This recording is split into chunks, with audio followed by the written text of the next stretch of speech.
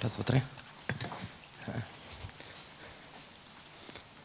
We are very happy to have here distinguished panel of speakers from the conference, which is also taking place at the same venue.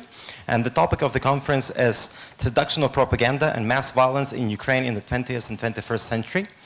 And this is a two-day event which is discussing Russian disinformation, Russian propaganda, how Russia is rewriting history and sending and actually twisting what's going on in Ukraine, but also as it is doing in the retrospect, in actually changing the history of Ukraine. And here we are happy to have Adrian Karatnycky, who is a co-director and board member of the Ukrainian Jewish Encounter.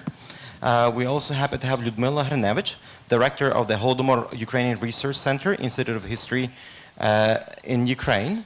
Also Dr. Wendy, who is John Roth Chair of History at the Claremont McKenna College in the United States, and she's also an associate professor at Ludwig Maximillians University in Germany. And we also happy to have here Dr. Douglas Erickson, who is a director of Genocide Prevention Program at George Mason University, Washington, D.C. So if I'll just ask you to speak one by one, and I'm always rushing, but our interpreters will be interpreting that slowly, so that they who are watching you online right now. So the floor is yours, and I just suggest we can do it in the order you are there, with Adrian starting.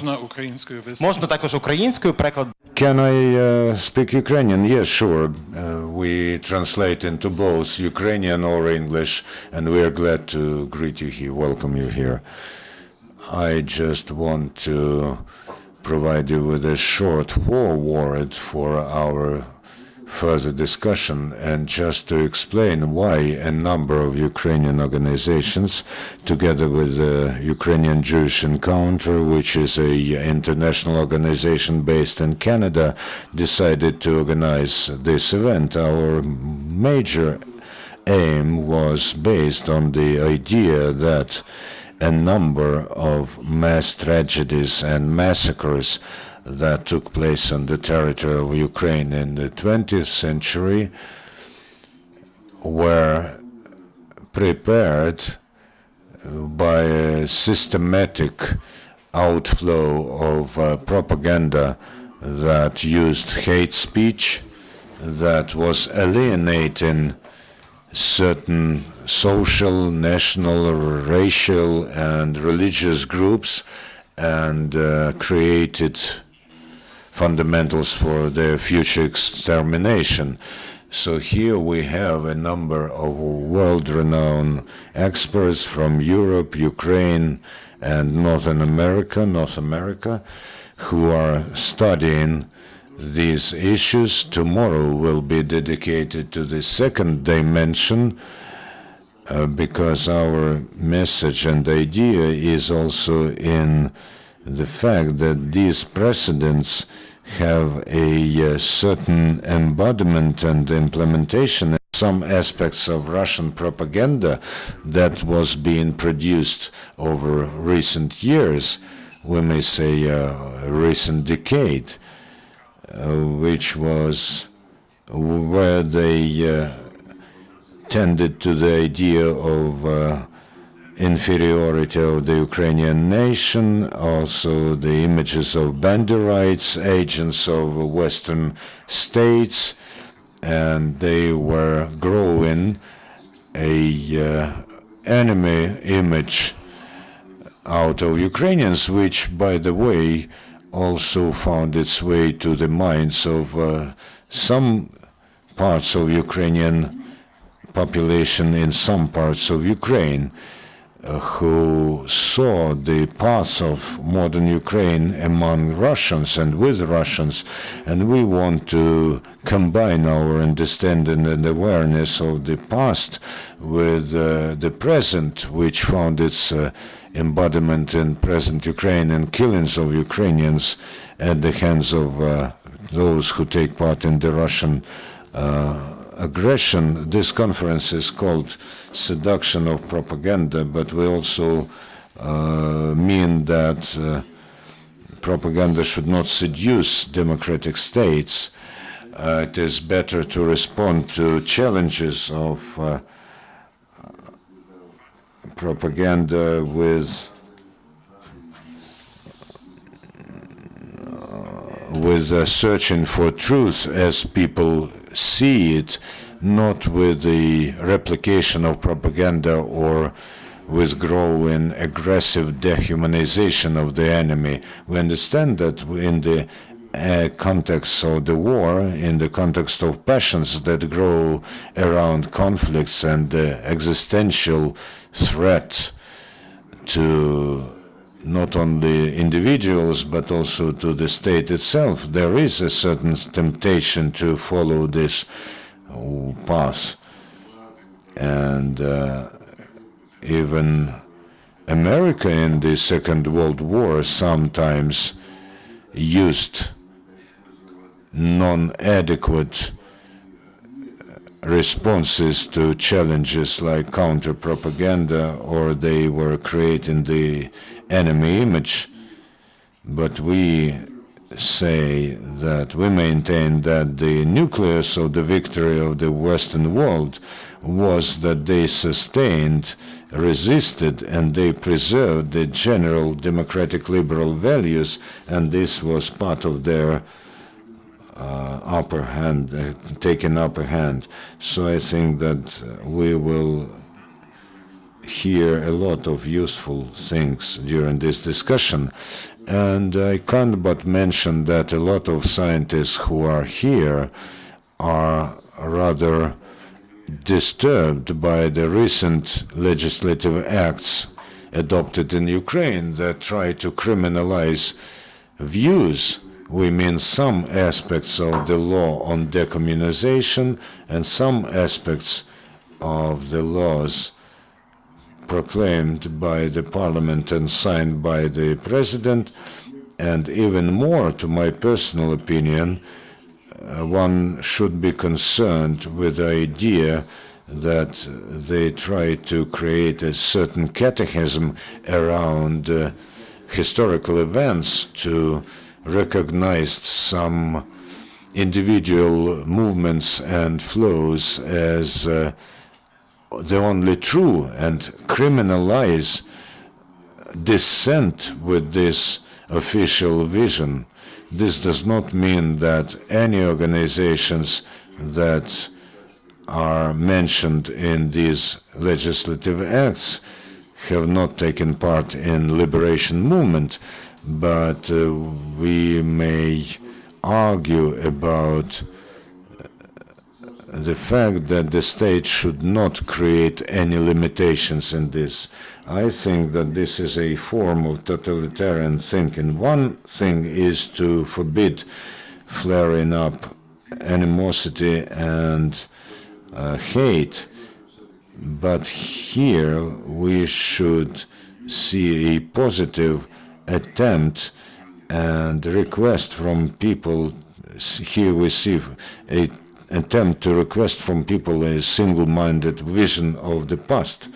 So I think that a lot of friends of Ukraine in the liberal world and in Jewish or Polish community are rather disturbed at some of the drawbacks of these laws.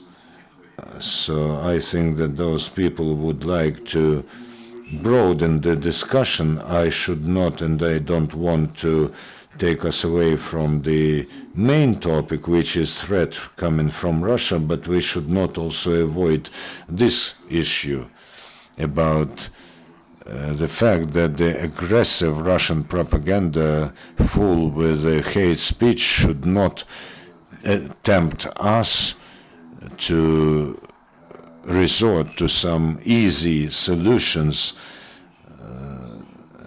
They all should go through discourse, through training, and through learning, and through individual doubt and checks and balances. So I give the floor to my colleagues, and I won't take your time anymore. Дякую. На жаль, Україна в 20 столітті стала територією, на якій було здійснено кілька масових. So there were several murders committed, mass murders committed on this territory. We're talking about Holodomor, about Holocaust, about deportation of Crimean Tatars, elimination of Crimean Tatar civilization. Ukraine has impoverished in the result of that, but besides the propaganda resulted in the fact that in Ukraine some people believe that Tatars, Crimean Tatars are the people who betrayed, or Ukrainians who are those who organized Holocaust, or Jewish as those who organized the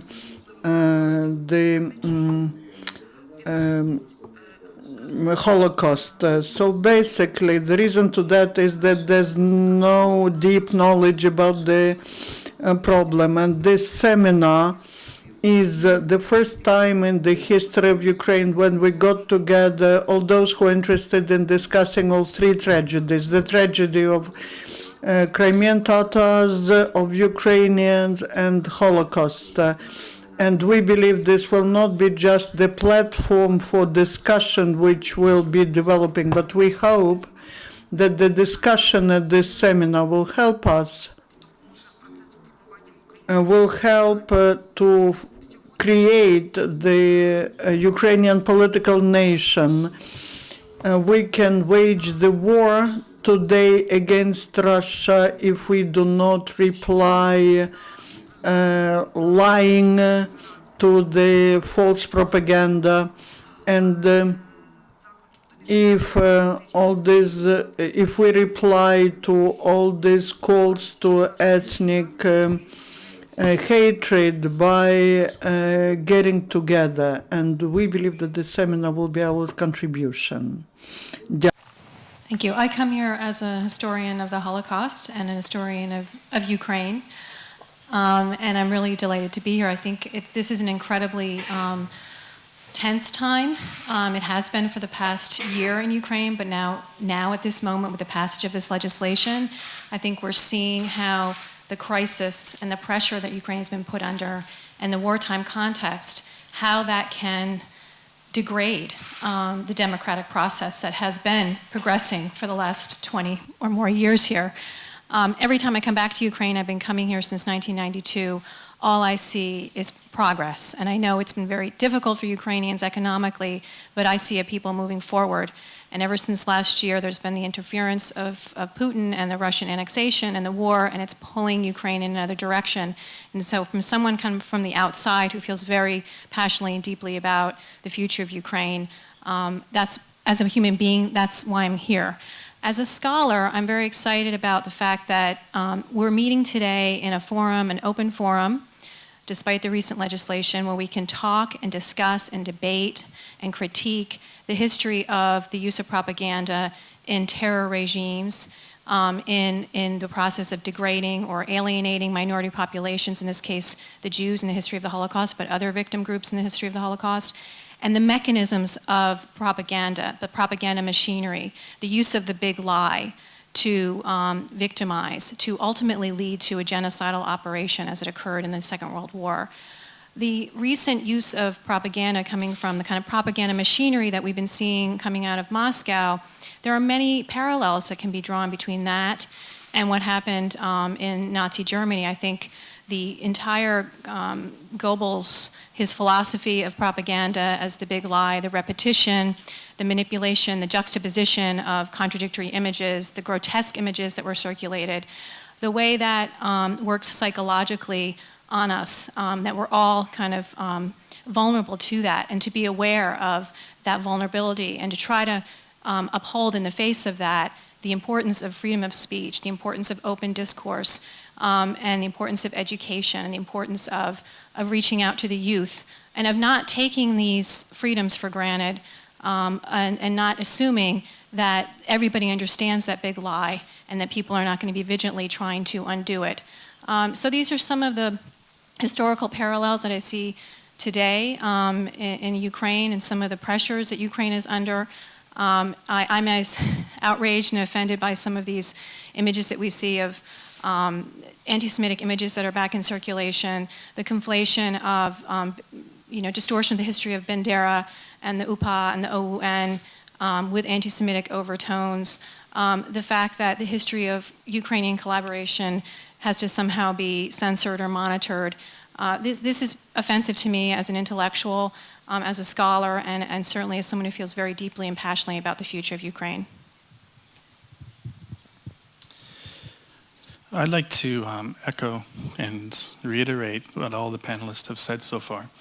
And I think the importance of studying the three cases together is crucial, because if we study the Holodomor and the Holocaust and also the deportation of Crimean Tatars as separate events, we ignore a very crucial part of the history, which is that historical processes and social processes are intimately connected. This is not just in the idea of the fact that an event happens, we forget about it, we don't remember the lessons, and we move on and it happens again.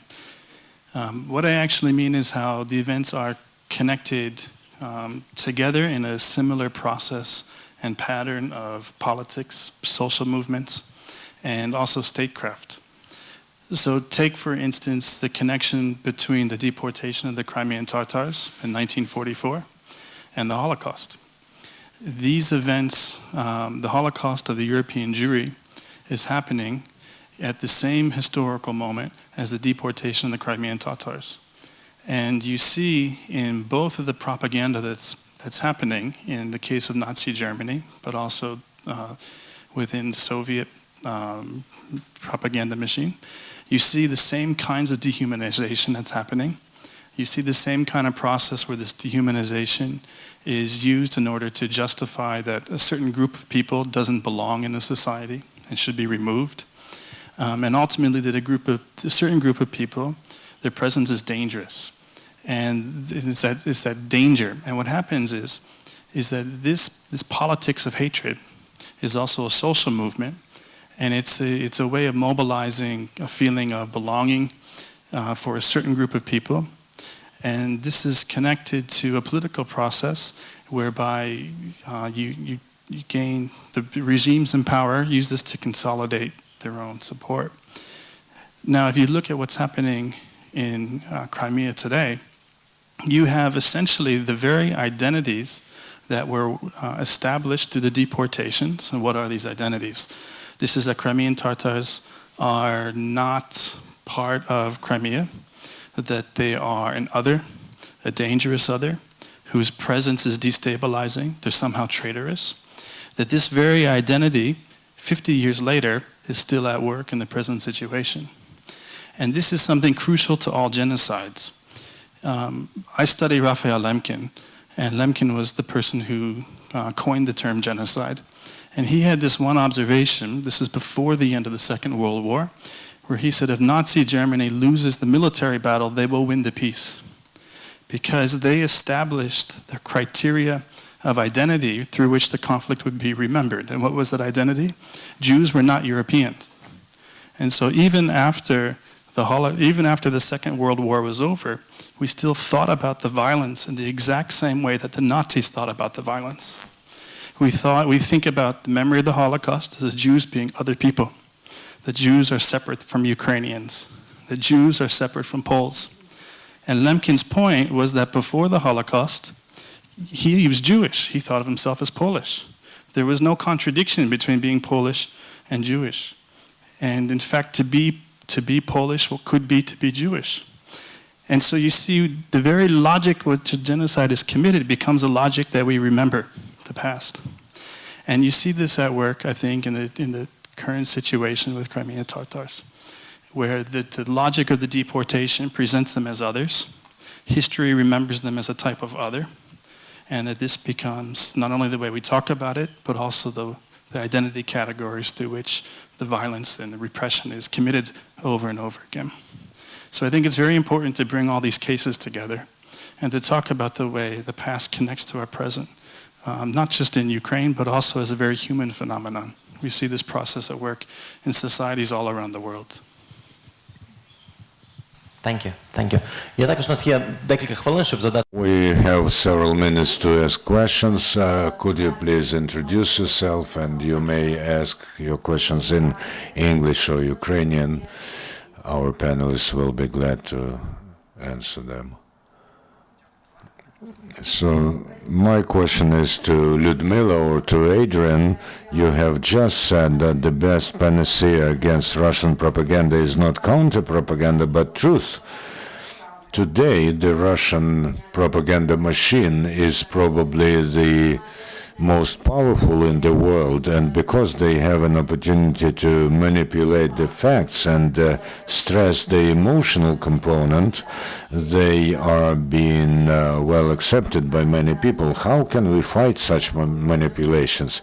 I think that these manipulations are especially efficient in the territories where you do not have an open flow of information. And I'd say that my vision, my perception is that we are talking here about self-correction and self-criticism and deep analysis of the flow of information in different Western countries. We see that a lot of such falsified information is being revealed, and of course such projects as Stop Fake in Ukraine, they have their equivalents in some Western countries where you can prove that the facts and visual data, for instance, were distorted. It is more complicated to get to know how to talk to audiences in the occupied territories of Ukraine or in Russia itself, when people like Vladimir Karamurza and Nemtsov are being killed just for trying to enter the discussion and to operate facts, not propaganda. So I guess that the biggest challenge is going to be how to apply what we're talking about to those territories. Because what you are talking about in the West or in Ukraine is different from what is there in Russia, where the accessibility of media is rather dubious. And of course, the methodology that we should use is rather different. And when they try to diminish the value of alternative projects, but I still think that discussion is necessary, and those Russians who seek to find the access to truthful sources of information shall have an opportunity to find them. So I say again that Western media and Western independent sources of information should engage in free discussion, which is the best form of counteraction to propaganda. I personally do not accept the idea that propaganda needs counter-propaganda. I think that open discussion is much more powerful. I think that counter-propaganda is a remnant of the era where the flow of information was limited or restricted. At the moment, I think propaganda or counter-propaganda cannot have a real influence, especially when certain topics are being regularly discussed and they are on the front pages of mass media. Ukraine, because of a crisis situation and because of those massive protests that took place last year, is still in the eye of the world. I guess you're absolutely right. We can say that the efficiency of Russian propaganda as of today is high, and it does influence emotional sphere. But for us, as a democratic country that chooses its way, elects to go to Europe and says that the highest value is human life, we are in a double-barrel situation. According to theoretic rules, there should be affirmation of the image of enemy from both sides. As historians, we know that any war means propaganda and counter-propaganda, the creation of the enemy image and the destruction of it. But we are in different conditions. We live in the era of flow information. We should remain within the field of democracy, legality, and historical truth. We may lack mobility, and we should think of how we should make our voice louder. And this is what this event is about strengthening the voice of Ukraine. And we do hope that you journalists and all the rest of the citizens of Ukraine, with awareness of the complexity of the situation, will try to make their contribution into this cause. Ukrinform, National Information Agency, Valentina Pashchenko. I have a question to Mr. Karatnycky. You were very diplomatic about some aspects of the laws on decommunization. I'd like you to directly state which aspects and which attempts and which movements and flows you had in mind when you spoke about this. Okay, I will now break the current Ukrainian law, and I think that there should be and can be argument about the role of the organization of Ukrainian nationalists, about their role in the liberation of Ukraine. And for instance, they have adopted some anti-Semitic and racial features in 1930s. They adopted a strategic decision to cooperate with the Nazi government, and until 1941 they compromised themselves as real followers of national liberation movement. And maybe I'm breaking the law by saying this, because they may launch a criminal case against me. So this is the problem of this legislation, because they criminalize some varying views on other dissenting views. I still think that the organization of Ukrainian nationalists was exhausted, and their pact with the devil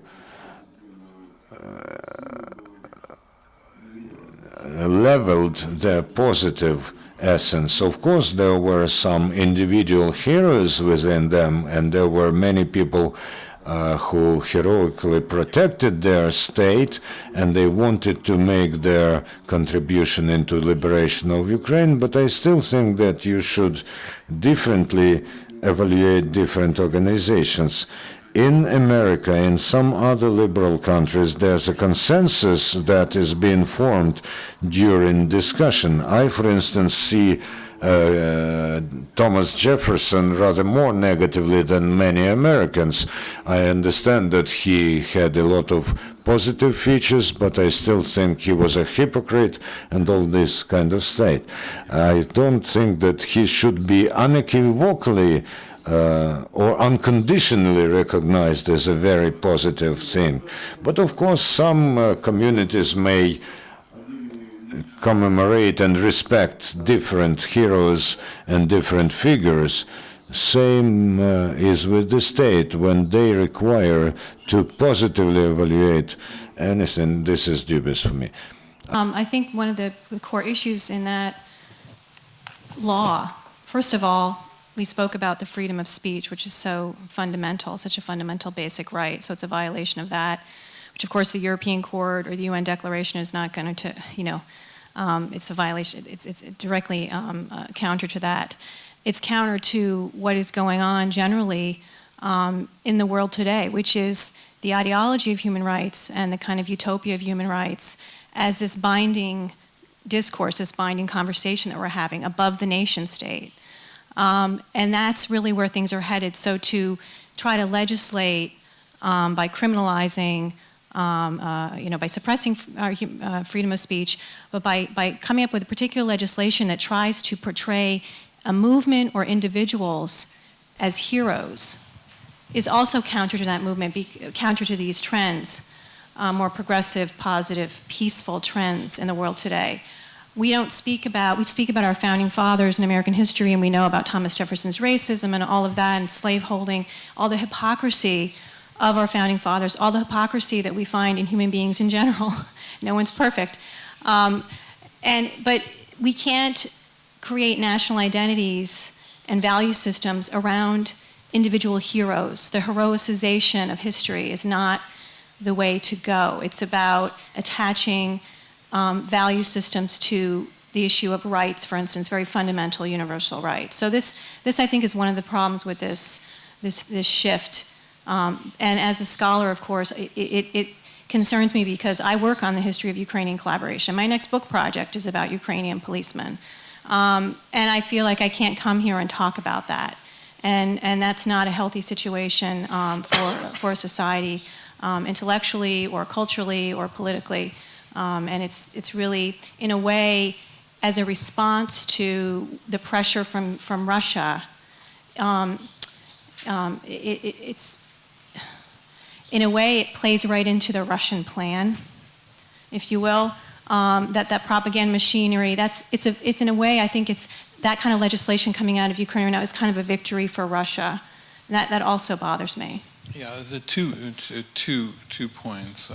One is that one of the reasons why there is such strong public support for Ukraine in recent months and over the last couple of years has been the Ukrainian people's European choice, which occurred, on the street parallel to this press center, and the values of the Maidan, which created a sort of sense of public national identity where there was a broad range of opinions and they all kind of coexisted in a pluralist state. That's the strength in which the sort of pro-Ukrainian lobby can continue, and I think this law kind of hits against it. I should say, just for the record, I'm not a maximalist. Maybe we will have disagreements. I'm not necessarily for the complete removal of these laws, but certainly there should be perfecting legislation that decriminalizes some of the aspects of the legislation, and it should be made clear that it does not apply to free discourse through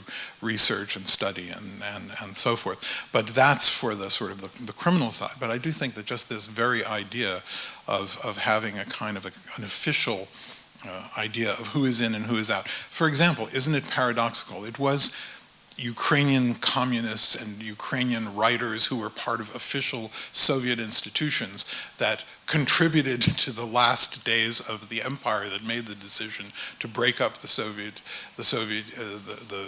Union, and the history, this official ranking of, I think a case could be made that they were also part of that liberation movement. So I think it's a sort of a selective kind of a history, and I think it's imperfect by its own nature, because history and interpretations of history are constantly evolving as we gather new information, as we have a discourse, and it just seems to be completely artificial and completely outside of the spirit of the Maidan. Although I know there were many people on the Maidan who were very heroic, who were very nationalist and patriotic, and who support these laws. But I think that the overall spirit of pluralism is undermined by these laws. And at the very least, I know that President Poroshenko has urged legislation to modify these laws, and that should be done as quickly as possible, because I do think it has an effect on eroding public support for Ukraine among some of its best friends. Just a quick question for Dr. Lower. Do you see what other reports from Russia right now on the situation with anti-Semitism, especially during the last year? What are you hearing from your colleagues who are studying this issue? I can't really give you any specific examples, because it's just been this bizarre, barrage is probably a strong word, but just the circulation of images and distortions, and it's hard to make sense of, and I think that's part of the trickery. Wasn't it Goebbels who said roughly the propaganda, the main impact of it should be to mobilize emotions and immobilize minds? I mean, it's got that kind of numbing effect. So I'm not going to speak specifically to certain depictions and certain juxtapositions that are used, certain techniques that are used. So that world of imagery is there and it's real.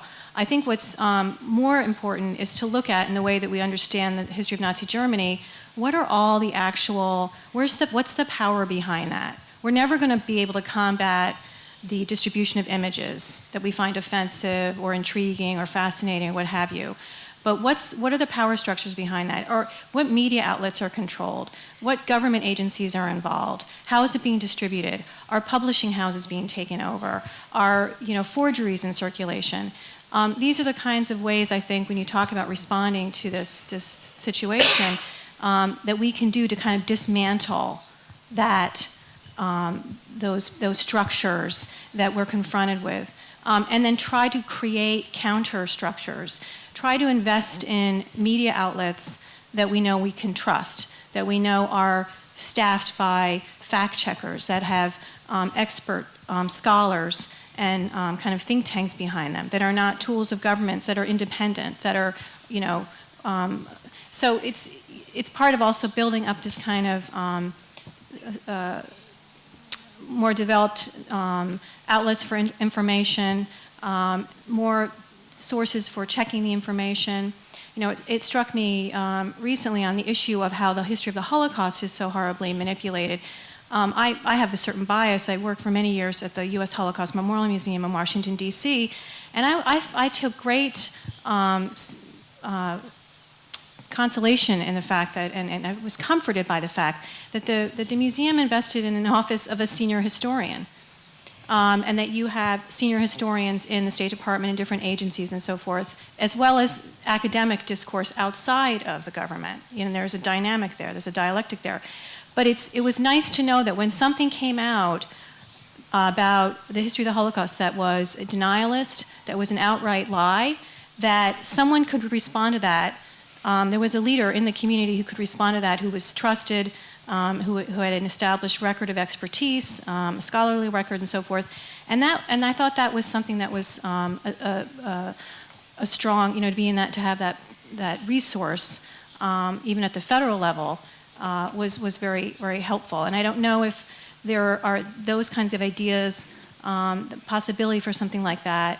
Even in Ukraine, it could be within the university structure or within some of these private agencies like Takuma or the Ukrainian Holocaust Center here in Kiev, to really think about investing in that kind of a resource so that people can draw on that and feel a sense of confidence and trust in that information source. Can I just say something about, I think it's sort of interesting that just as Mr. Putin is prosecuting a hybrid war, he's also prosecuting sort of hybrid forms of propaganda.